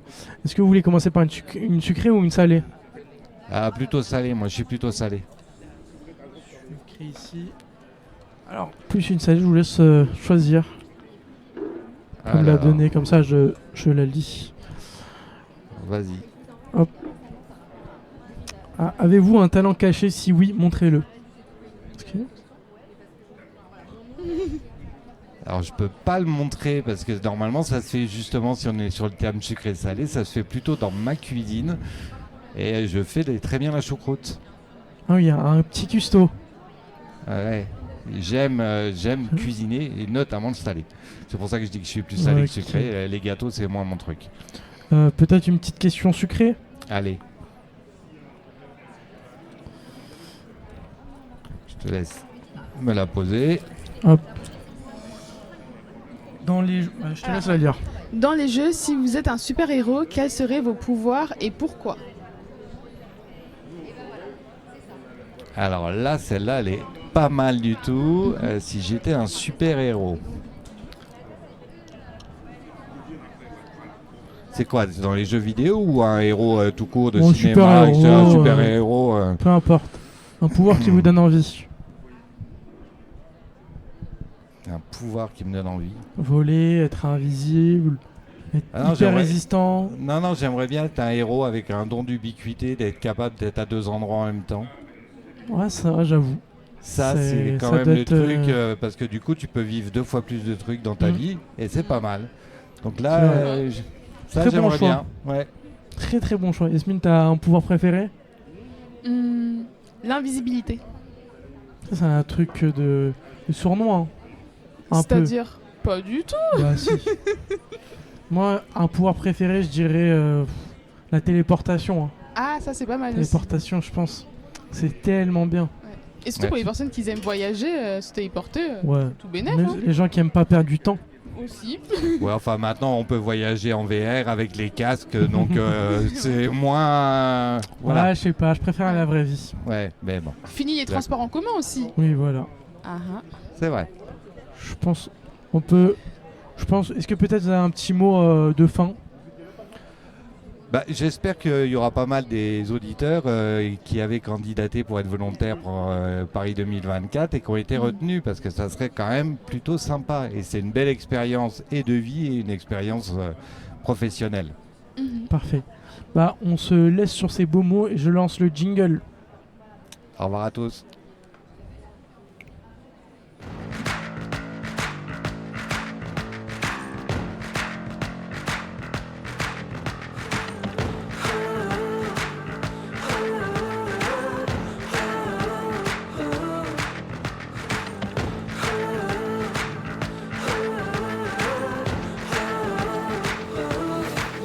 Let loose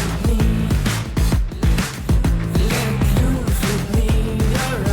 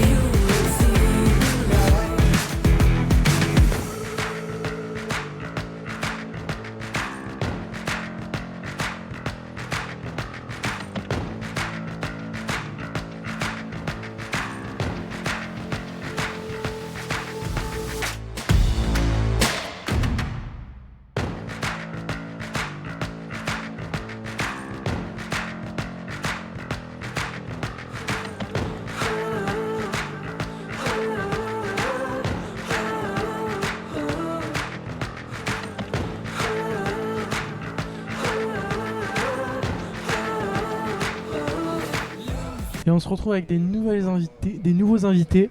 Je vais les laisser se présenter en quelques mots. Non, pas besoin. Bonjour à tous, je me présente, je suis Rudy, conseiller à la mission locale de Paris. Bonjour, moi c'est Aline Madera et je suis conseillère à la mission locale de Paris 14e. Ok. Peut-être me dire un peu plus pourquoi vous êtes là et peut-être un peu votre parcours. Alors on est là pour... C'est deux questions. Oui. On est là pour l'opération Les Jeux recrutent. C'est vrai que la mission locale de Paris est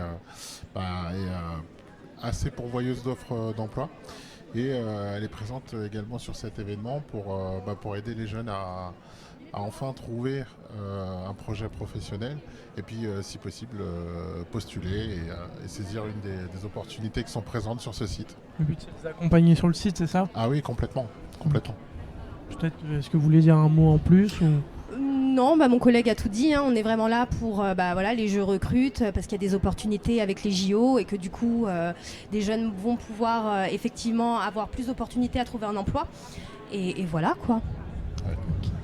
Est-ce que vous pouvez nous dire peut-être un peu plus sur vous, votre parcours, comment vous êtes arrivé ici Moi en fait ma vocation c'était de devenir journaliste radio. Donc j'ai fait des études en communication. Donc je suis arrivé jusqu'à la maîtrise d'information et de communication. Derrière j'ai préparé une école de presse, mais ça a échoué.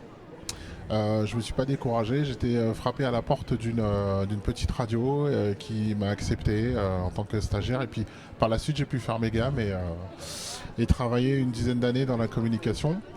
Et puis après ça j'ai voulu changer, je me suis dit pourquoi pas aider les jeunes à trouver un emploi, une formation, à élaborer un projet professionnel. Donc j'ai fait une formation de conseiller en insertion et voilà, j'étais recruté par la mission locale de Paris et ça se passe bien. Parfait. Et alors moi, du coup, j'ai toujours été... donc j'ai passé un bac, j'étais chargée d'accueil pour plusieurs structures, j'ai atterri du coup à la mission locale de Paris 14e. J'ai travaillé du coup 4 ans en tant que chargée d'accueil et ensuite mes responsables m'ont donné l'opportunité d'évoluer. J'ai passé une certification de conseillère en insertion sociale et pro que j'ai obtenue et depuis ça fait 3 ans que je travaille en tant que conseillère à la mission locale. Est-ce comment d'accompagner des jeunes sur Paris? C'est un beau challenge, un beau défi à relever. En fait, on a de tout, de tous les profils, de tous les parcours. C'est assez intéressant, c'est très prenant.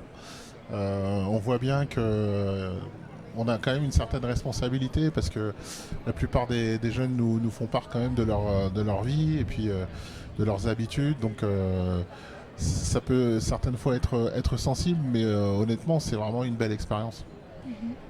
Oui, je rejoins mon collègue, c'est une très très belle expérience et puis ça fait... c'est valorisant en fait d'aider les jeunes et que ça aboutit sur de l'emploi ou sur de la formation et que derrière on est vraiment merci beaucoup, merci de m'avoir aidé, c'est valorisant en fait et puis même pour nous je pense que c'est... moi je suis très contente quand mes jeunes m'appellent et qui me disent merci Adeline, grâce à vous j'ai réussi, c'est pas grâce à moi, c'est grâce à eux, c'est un travail d'équipe qu'on a fait et du coup ensemble on a réussi à aller du point A au point B ensemble quoi. Vous avez peut-être un exemple d'un parcours qui vous a plus marqué ou peut-être pas plus mais un parcours marquant dans l'accompagnement Il y en a plusieurs. Ouais, il y en a plusieurs. Moi, un de mes premiers jeunes venait d'un pays, alors je pourrais plus dire lequel et je vais pas dire de bêtises. Ça faisait que très peu de temps qu'il était en France, mais il avait déjà travaillé en boulangerie. Okay. Et on a revu le CV, atelier CV, lettre de motivation. Il y a eu des recrutements au Merveilleux de Fred sur un forum d'emploi. Il s'est présenté et ça a été un one shot. Directement, il a été engagé, il a signé un CDI et il travaille toujours là-bas. Oui. Ouais. Il a trouvé d'un coup en one seul shot. coup, mais en même temps, il avait l'expérience. Okay. Déjà, il avait les diplômes et il était super motivé. Il était vraiment très motivé. Il a eu la chance d'avoir un recrutement au Merveilleux de Fred qui l'intéressait et du coup, il a postulé et le profil faisait que oui, ça il a été pris direct. Tout de suite. Peut-être vous Oui, après, c'est vrai qu'avec la multitude de jeunes qu'on peut rencontrer, c'est vrai que c'est toujours difficile de ressortir un parcours en particulier, mais moi j'ai eu le cas d'une jeune femme qui ne savait pas trop quoi faire. Elle avait validé un bac général et se demandait ce qu'elle pourrait faire. Et puis on a mené plusieurs entretiens grâce aux ateliers qui sont menés par les collègues à la mission locale de Paris. On a pu faire quelques ateliers propres à la recherche d'emploi, l'élaboration du CV. On a discuté sur toutes les possibilités d'orientation professionnelle qu'elle pouvait choisir. Et puis, au bout de 2-3 mois de travail, de discussion, elle s'est inscrite dans une formation d'assistante en ressources humaines. Et voilà, ça fait à peu près 6 mois qu'elle a démarré cette formation et tout se passe bien. Elle va bientôt préparer sa certification. Donc, mission accomplie, j'ai envie de dire. Bah, parfait. Et justement, pour vous, est-ce que les JO, ça représente, allège, on va dire, votre charge de travail dans votre accompagnement avec les jeunes? Justement, cet événement, les Jeux Olympiques, est-ce que le fait d'aider les jeunes à trouver une formation, un emploi, vous allège, on va dire, dans vos recherches et justement facilite les jeunes à rentrer dans le monde professionnel ou formation? Par le fait qu'il y a plus d'emplois. Ouais, ou plus de formation. Plus de je veux formation, dire, c'est compliqué d'accompagner un jeune dans ce qu'il veut faire plus tard, trouver la formation, trouver un employeur dans le cadre d'une alternance ou autre. Et justement, le fait qu'il y ait les JO qui sont mis en place et qui sont là, on va dire, facilite cette recherche d'entreprises, d'employeurs. Bah moi j'ai envie de dire parfaitement, puisque la preuve en est, il y a ce forum qui se déroule. Il y a eu, je crois que c'est pas la première édition des salons des Jeux Recrute. Donc c'est clair que nous, dans nos accompagnements multiples, on a pu avoir plusieurs opportunités professionnelles à proposer. Et voilà, c'est parfait. Enfin, s'il pouvait y avoir d'autres sessions, ça serait pas plus mal. Mais oui, on peut dire que ça a facilité, en tout cas pour certains, la recherche d'un emploi, ça c'est sûr. Est-ce que vous voyez que les jeunes sont plutôt intéressés par cet événement ou pas? Oui, quand même. Hein. Oui. Hein. C'est quand même un gros événement, on en parle partout, et puis il y a énormément de postes à pourvoir pour cet événement. Donc oui. Et là, ce qu'on peut dire, c'est que je vois les filières de recrutement comme Accor, Sodexo et Crit Intérim, là, qui sont blindés, je vais dire. Voilà, on voit la file se remplir toute la journée. Très très longue, donc effectivement, voilà, il y a des opportunités, les jeunes s'en saisissent, tant mieux. Peut-être une petite question sur les Jeux Olympiques, c'est quelle est votre discipline préférée? Moi j'en ai plein. Plein? Je saurais pas trop dire. Le basket déjà en premier, mais aussi beaucoup l'athlétisme. Moi j'aime bien tout ce qui est course de fond, endurance, 400 mètres, 800 mètres, ça j'aime beaucoup. Ok. Alors pour ma part, je suis désolée, je suis pas très sportive, hein. Donc du coup, si la natation, j'ai hâte de voir ce que ça va donner. Et sinon, je suis désolée, non, pas vraiment. Vous regardez pas de sport, donc peut-être vous en faites? Je vais regarder du sport un petit peu comme du foot, ouais. Voilà, lambda. Après, non, pas vraiment. Ok. Après, c'est vrai qu'il y a le foot aussi, mais bon. En fait, le foot, j'en vois tellement toute l'année que j'oublie qu'il y a effectivement le tournoi olympique également. Bon, est-ce que Benzema sera là? Je sais pas. Je vous propose qu'on passe à un petit jeu. Ça vous tente? Je pense qu'on va faire les sucrés salés. Je pense que c'est le mieux. Bon, on lance le jingle sucré salé.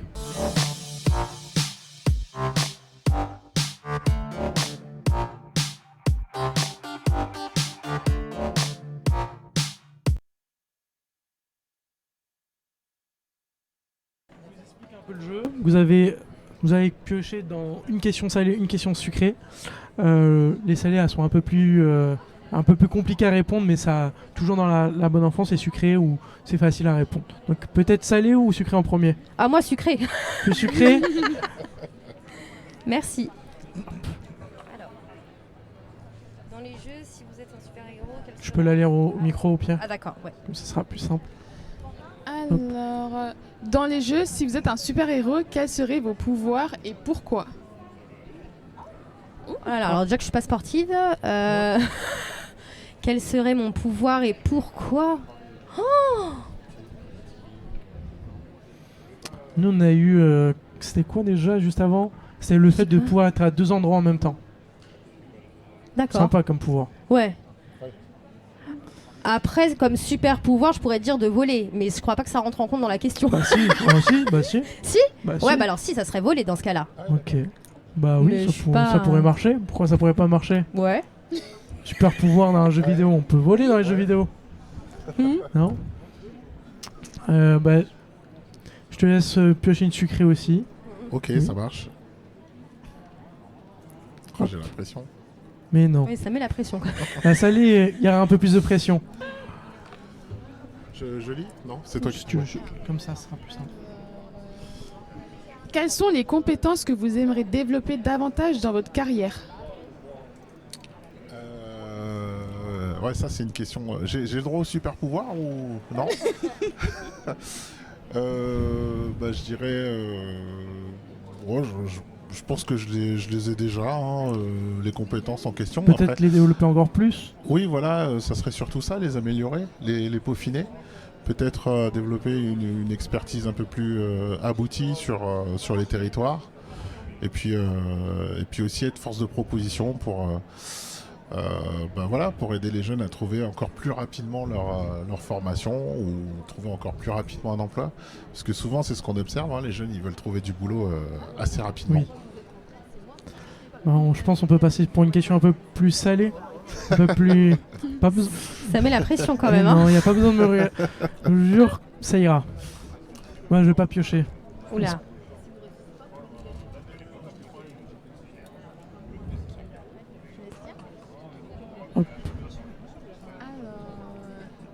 Ah oui. Oula, Ah j'ai non, peur. c'est très salé. Ah ouais. En vrai, c'est très salé. Si elle a dit oula, c'était très salé. Merci. On va changer. Alors, donnez-nous Ouais, ça un va. de vos plus gros défauts. Ouh là là. Ça va, ça encore. Comparé à l'autre, ça va. Comparé à l'autre, Ouais, alors, un plus gros défaut, j'en ai beaucoup quand même. Hein. Le plus gros défaut... Ouh là là, c'est compliqué. Mon plus gros défaut... Ouh là là, je sais pas lequel choisir. bah juste un, Juste un... n'importe lequel. Un facile à dire. Ouh là là. Ah non, fallait pas cette question. Un défaut... Bah, on peut reprendre juste celle d'avant, mais je suis pas sûr Non, que non, non. t'as envie. D'accord. Être plus patiente. Avoir plus de patience. Patience dans le sens où je vais pas être impatiente qui trouve m'impatienter qui trouve un emploi, mais des fois je vais m'impatienter sur une organisation qu'on va mettre en place avec le jeune et qui va mal se passer, et du coup je vais m'impatienter, quoi, ça va m'énerver. Parce que ça aurait pu être on aurait pu faire mieux, plus rapide, et voilà. Bon, ça va, c'était pas si salé. Mais non, encore. Mais non. Hop. Bon, en vrai, j'ai pioché pour je te laisse. J'ai essayé de tricher. C'est pas mal comme concept. Ça va, c'est sympa. Hop. Est-ce que c'est très salé? Si elle dit oula, on. Oh, ça va, ça. Ouais, ça va. Allez. Attends, je l'ai pas lu. Ah, mais moi je l'ai. Quelle est votre pire honte au travail? Bon, la pire honte, ouais, ça c'est là, je pense que je peux en parler quand même. En fait, juste avant de reprendre le travail et d'avoir un jeune dans mon bureau, je recevais en fait un jeune en entretien à 13h30 et j'avais fini de me restaurer, mais j'avais encore un peu soif. Donc j'ai bu de l'eau, mais d'une manière un peu trop rapide, ce qui fait que je me suis mouillé je me suis mouillé tout le col. Et recevoir un jeune 2 minutes après, c'était un peu compliqué. Donc, mais bon, ça va, j'avais de la chance, j'avais une écharpe, donc j'ai prétexté que j'avais trop froid. Mais ouais, je pense que ça, c'était pas mal. Enfin, il y a pas mal de collègues qui m'ont vu faire qui m'ont vu prendre une écharpe en urgence. Ils se sont dit, oh là là. C'est marrant. Je m'attendais pas à ça. Je pose souvent cette question, peut-être pourriez me répondre. Est-ce que vous pensez que le sport, ça peut faciliter vers l'emploi, les compétences qu'on peut acquérir avec le sport? Est-ce que vous poussez sur des ateliers SEJ pour d'autres choses. Tout à fait, ouais. Tout à fait. Vous pouvez peut-être m'en dire un peu plus. On va déjà la discipline du sport va les cadrer, leur amener un objectif. Ça va être tout un mélange en fait qui va faire que ça va leur servir dans l'emploi après. Je sais pas comment l'expliquer. Moi, pour le coup, moi je suis animateur CEJ, donc effectivement il y a un atelier où on demande aux jeunes de déterminer leurs compétences et on leur propose en fait dans un premier temps d'identifier une situation positive, quelle qu'elle soit, mais qui était un motif de satisfaction. Et souvent, je leur dis, certains sont jeunes, donc 16, 17, 18 ans. Ils me disent, j'ai pas encore fait de stage, j'ai pas encore d'expérience professionnelle, donc je sais pas vraiment ce que je peux mettre en avant. Je leur dis, par exemple, si tu as joué au football, ou au basket, ou au handball, ou je sais pas, tennis, quel que soit le sport, il y a forcément une compétence que tu as mis en avant. Et là, ils se mettent à réfléchir, on leur propose plusieurs caractéristiques. Et là, ils se disent, ah oui, effectivement, j'ai dû faire preuve d'endurance pour aider mon équipe à gagner le match. Ah oui, j'ai dû faire preuve de sens de l'organisation pour empêcher l'équipe adverse de marquer un but supplémentaire. Ah oui, il a fallu avoir le sens de la communication pour qu'on puisse tous se réorganiser autour de l'objectif commun.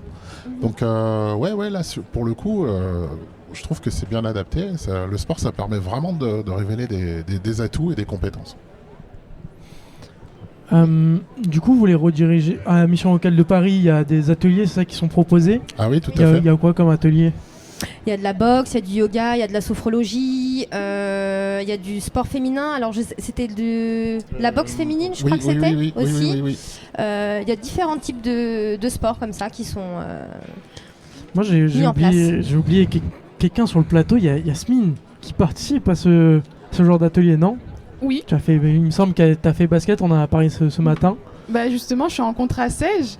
Ah. Et du coup, c'est vrai qu'à travers divers ateliers, on a l'occasion, on va dire, de développer certaines compétences, que ce soit dans les débats d'actualité, l'élocution, la prise de parole, le partage d'opinions, mais aussi à travers les ateliers sportifs. J'ai fait la boxe, qui était une super activité. Et en fait, on avait un super coach qui nous aidait aussi à développer, on va dire, côté mental. J'ai pu faire du basket, la sophrologie aussi. Je crois que j'ai tout fait. J'ai fait le golf aussi. Alors le golf, j'ai kiffé. Ouais, c'est pas mal ça. Il y a eu aussi un voilier. Oui, il y a de la voile aussi. Oui, il y a eu la voile, ouais, c'est ça. La voile. Oui, l'année dernière, je crois. Mince, j'étais pas là. Et c'est vrai qu'à travers ces différents ateliers, moi c'est vrai que je suis inscrite à la mission locale, mais je trouve pas forcément ce qui me correspond en termes d'emploi, parce que je vise un secteur qui est pas forcément connu. Ma conseillère elle me l'a dit clairement. Je cherche dans la santé sécurité au travail, c'est tout ce qui est prévention des risques.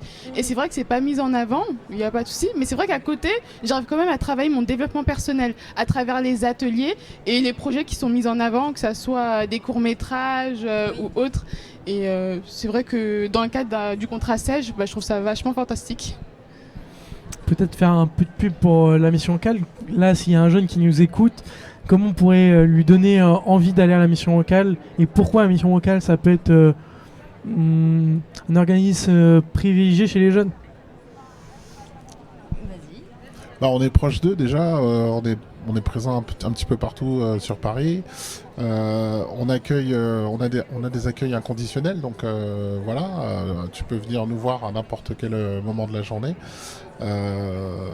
Ensuite, tout à fait, si tu ne sais pas quoi faire, si tu te poses des questions sur que faire après mon bac, après mon BEP, où je suis déscolarisé depuis la terminale et j'aimerais bien faire quelque chose, j'aimerais bien avancer, c'est le moment ou jamais. Là, il y a plein de forums, il y a les JO qui recrutent, les formations, on est là pour vous informer, les recherches d'emploi, on est là pour vous aider à élaborer vos CV, on est là pour vous aider et améliorer votre vie, quoi. Donc pas de souci, venez frapper à la porte. Parfait. Peut-être un petit mot pour la jeunesse, pour les motiver avec ces JO à essayer de reprendre espoir un peu. Est-ce que vous avez un petit mot pour la jeunesse? Courage. Courage, croyez en vous, venez à la mission locale, on va vous aider, c'est super. Grave, et puis on vous attend. Oui, c'est ça, parfait. ouais. On se laisse sur ces mots et je lance le jingle.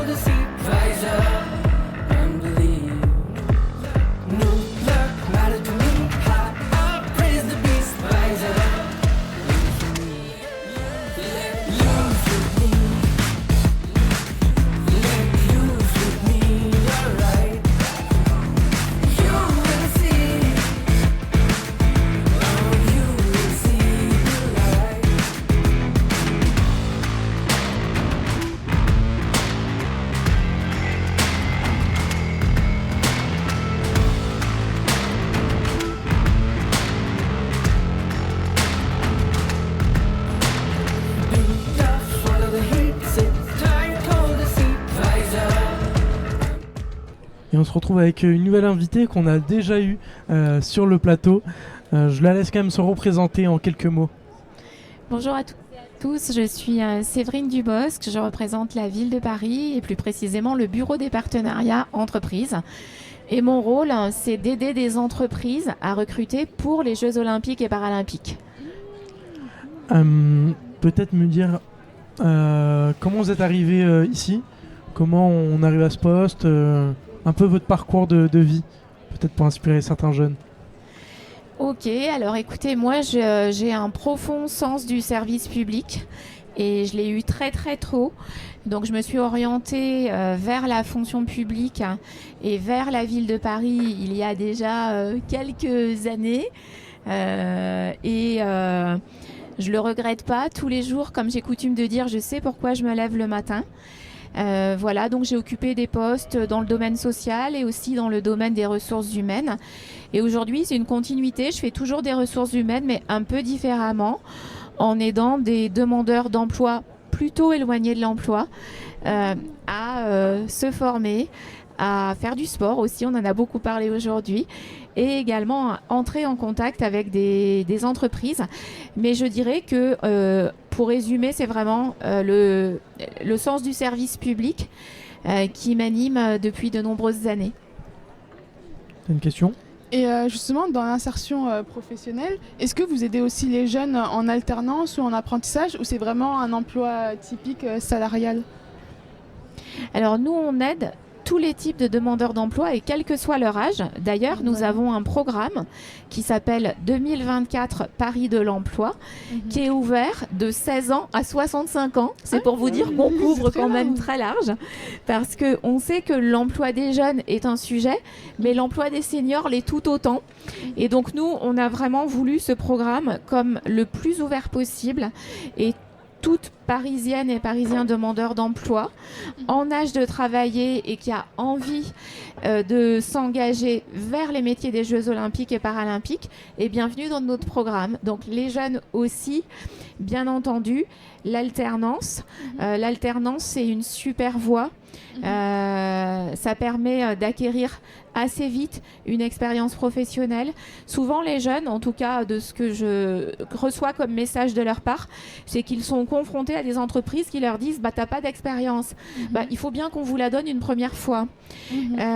Donc l'alternance, l'apprentissage, le contrat pro, c'est justement cette opportunité d'avoir une expérience pro. Et puis parfois, on tombe aussi sur des gens qui sont investis, engagés, qui ont envie de vous donner votre chance, parce que parfois, on leur a donné. Et moi, je considère qu'on m'a donné ma chance. À un moment, j'ai commencé à travailler, j'avais 19 ans, même si après, j'ai repris des études, etc. Mais pour rentrer au centre d'action sociale de la ville de Paris, il y a bien quelqu'un qui m'a donné ma chance. Et, et justement, là, vous agissez que dans le cadre des 5 secteurs qui sont mis en avant lors des JO, ou c'est plus vaste ? Alors, je dirais que c'est plus vaste. Bien sûr, moi, ma priorité, c'est l'emploi des Jeux Olympiques et Paralympiques. En revanche, il y a aussi la notion d'héritage. Et donc, tout ne va pas s'arrêter le 8 septembre. Ok, les Paralympiques vont s'arrêter le 8, mais l'emploi, ça va continuer. Donc, nous, on a aussi le souci de donner des emplois pérennes, quel que soit le secteur. Vous voyez, aujourd'hui, nous avons invité sur ce forum 2 directions de la ville de Paris. La direction de la police municipale et de la prévention qui est juste derrière ce plateau et également la direction de la propreté et de l'eau. Mais donc on s'est tenu au secteur des Jeux. Mais en réalité, il y a tellement de métiers, que ce soit dans la fonction publique ou dans le privé, que nous, on est très large. Et notamment, au sein de mon bureau, nous avons une équipe qui source des demandeurs d'emploi pour des entreprises. Et pour le coup, là, c'est vraiment tout secteur. Voilà, donc il y a ce focus sur les Jeux en ce moment. Mais nous, notre quotidien, c'est aider les gens à trouver un emploi, quel que soit le secteur d'activité. Vous les aidez comment ? Avec des accompagnements type création de CV ou... Alors, en fait, on intervient sur plusieurs domaines. On organise des sessions de recrutement. des sessions de découverte des métiers. Parfois, il y a une entreprise, elle va vous dire, moi, j'ai pas forcément de poste tout de suite, mais ça m'intéresse quand même que les jeunes découvrent mes métiers, et donc on va organiser une session pour eux. On va organiser par exemple une visite d'entreprise, une visite d'entrepôt, parce que parfois c'est les coulisses aussi. Vous avez plein d'enseignes qu'on côtoie, par exemple Leroy Merlin, qui est une enseigne partenaire de la ville de Paris, qui a signé un pacte emploi. On connaît tous Leroy Merlin en tant qu'usager, par contre on ne connaît pas les coulisses. Et quand on veut travailler dans la logistique, c'est chouette justement de les connaître, mais il y a plein d'actions. Leroy Merlin, il me semble, il y avait une jeune qui avait commencé en alternance chez eux il y a 2-3 ans et qui est montée très très haut dans la hiérarchie, qui était montée chef de région en même pas un an après son alternance. Donc alors ça, c'est vrai que dans ce type d'entreprise, effectivement, dans ce type de filière, il y a des opportunités. En fait, ce qu'on va chercher, c'est vraiment la motivation. Et Leroy Merlin a remporté le premier prix des employeurs engagés dans la catégorie inclusion l'année dernière. Donc là, ils étaient plus sur le domaine du handicap, par exemple. Mais je sais que aussi en interne, alors c'est le cas de Leroy Merlin, mais aussi d'autres commerce de ce type, dès lors qu'on est sérieux, engagé, motivé, donc on est plus sur des savoir-être en fait qui vont permettre de grimper dans la hiérarchie assez rapidement, effectivement. Et d'ailleurs, la PDG de Leroy Merlin est une des PDG les plus jeunes de France à ma connaissance. Hyper intéressant. Je sais pas si tu voulais rebondir. Justement, vous agissez en partenariat avec d'autres structures comme la mission locale, ou vous avez aussi vos propres bureaux, votre propre institution? Alors, déjà, au sein de la ville de Paris, on a le bureau des partenariats entreprises, auquel j'appartiens, qui va engager des partenariats avec des entreprises et proposer les sessions dont je vous parlais tout à l'heure. Après, nous, on ne fait rien tout seul. Donc nos partenaires, bien sûr la mission locale, mais aussi France Travail, Cap Emploi pour les personnes en situation de handicap, l'EPEC et l'école de la deuxième chance. Et ça se limite pas là, j'ai cité les principaux, ce sont les plus connus, ce sont eux aussi les co-signataires des pactes parisiens pour l'emploi, mais on a vraiment une chance dans Paris et plus largement en région parisienne d'avoir aussi un tissu associatif sur le champ de l'insertion professionnelle qui est extrêmement dense. Et donc c'est un travail très partenarial, et ce matin nous avions la matinale Enjeux Emploi sur laquelle nous avons accueilli 300 professionnels. Parmi eux, beaucoup d'associations dont certaines ont témoigné avec des bénéficiaires qui ont rejoint nos programmes, et c'était une séquence assez émouvante. Je pensais que tu avais une question. Beaucoup. Attendez, je suis en train de me perdre dans mes notes. Est-ce que vous avez on va parler plutôt des Jeux Olympiques. Est-ce que vous avez une discipline préférée, ou une discipline que vous suivez plus que d'autres? Alors moi, j'ai la chance d'aimer énormément le sport. Donc je vais suivre aussi bien l'athlétisme, le saut à la perche qui fait partie de l'athlétisme aussi, que le judo, que le karaté. J'aime vraiment énormément le sport. Donc je pense que je vais passer beaucoup de temps devant ma télé durant les Jeux, mais pas que devant ma télé, parce que j'espère aussi vivre l'ambiance des Jeux au plus près, dans les fan zones, parce que là, ça fait 3 ans que je m'occupe de l'emploi des Jeux. Et puis, j'espère quand même qu'en juillet-août, je vais en profiter un peu. J'espère aussi. Je pense qu'on peut passer au jeu, comme au jeu. On va passer à Tu préfères quoi dans la vie? Jingle.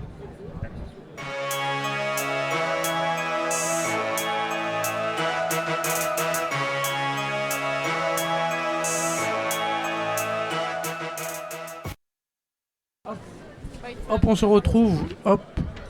Celle-là. T'inquiète. Hop. On va faire. Chacun son métier. Donc, excusez-moi, il y a un peu de préparation pour ce jeu. Alors, on va vous poser plusieurs questions. C'est qu'est-ce que tu préfères dans la vie? Et on verra à la fin quand ça se passe. Donc, je te laisse poser les questions. Alors, votre parfum de glace préféré?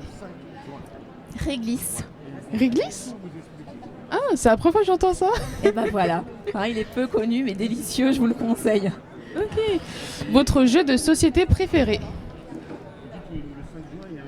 Le Monopoly. Allez, le Monopoly. Un classique. Ouais. Votre musée préféré? Le musée Carnavalet, qui raconte l'histoire de la ville de Paris, et j'en profite pour dire qu'il est ouvert gratuitement à tout le monde, comme tous les musées de la ville de Paris. Ok. Votre attraction préférée?